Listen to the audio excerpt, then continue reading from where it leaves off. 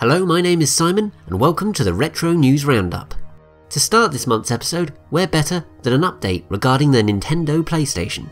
A doomed collaboration between Nintendo and Sony in the 90s, the system was canned before it got into stores, but a prototype of the console still turned up in July 2015, and now it's playable thanks to modder Ben Heckendorn. Although, unsurprisingly, no official games are available on the system, you can watch Ben play some homebrew titles on it by following the relevant link in this video's description. After this, there was a Kickstarter launch last month, which gives you the chance to own an extended and re-recorded version of the soundtrack of Tomb Raider, performed by a live orchestra. A downloadable version will cost you £15, and if successfully funded, will be available in August this year. Let's start this segment with a Nintendo Switch. The most notable retro port for the system in May was Ultra Street Fighter 2, The Final Challengers, and it even got a physical release. There are also a load of Neo Geo titles now available on the console's eShop via the Arcade Archive series.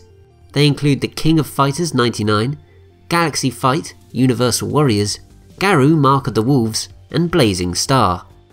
The 3DS in comparison received nada, but the Wii U, yes the Wii U, received ports of two armless enough Game Boy Advance titles, Rayman 3 Hoodlum Havoc and Rayman Advance.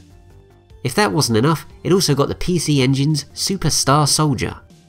Moving on to the PlayStation 4, like the Switch, it received a load of Arcade Archive titles through PSN, namely Last Resort, Over Top, The King of Fighters 95 and Galaxy Fight Universal Warriors. There was also a port of Resident Evil Code Veronica X, and a remaster of Loco Roco. Finally, there were a couple of games for iOS and Android devices. The first is a remake of Skool Daze, subtitled Reschooled, and the second is Ghouls and Ghosts Mobile.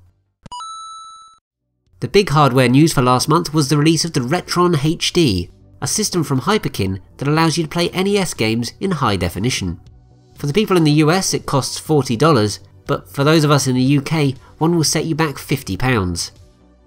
To round off this segment, Hyperkin also announced that its SmartBoy, a device which allows you to play Game Boy carts on your smartphone, will definitely arrive by the end of this year, and will set you back $50 US.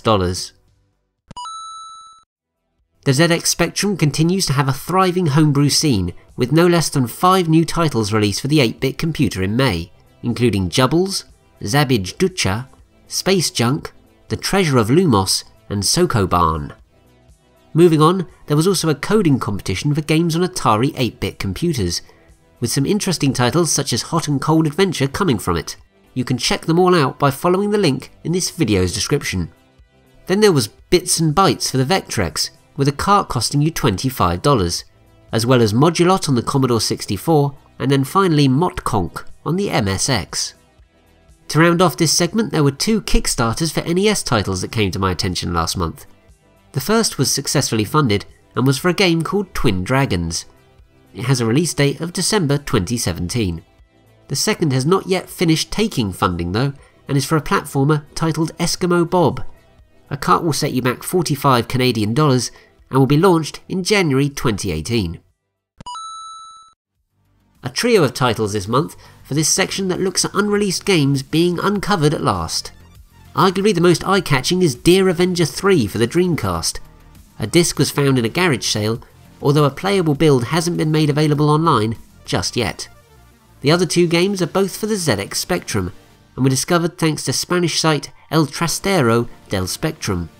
They were Excalibur and Taxi Driver, although the latter is sadly not based on the film of the same name. There were 5 English language fan translations released last month, all for games for different systems. They include Rusty for the PC-98, Ghost Chaser Densei on the SNES, Rampart for the Famicom, Battle of Kingdom on the Game Boy, and finally Gyrus for the Famicom Disk System. That's all for this month then, but thanks so much for watching and for your continued support. Please like, comment, subscribe, call to action, etc. Are you trying to use me?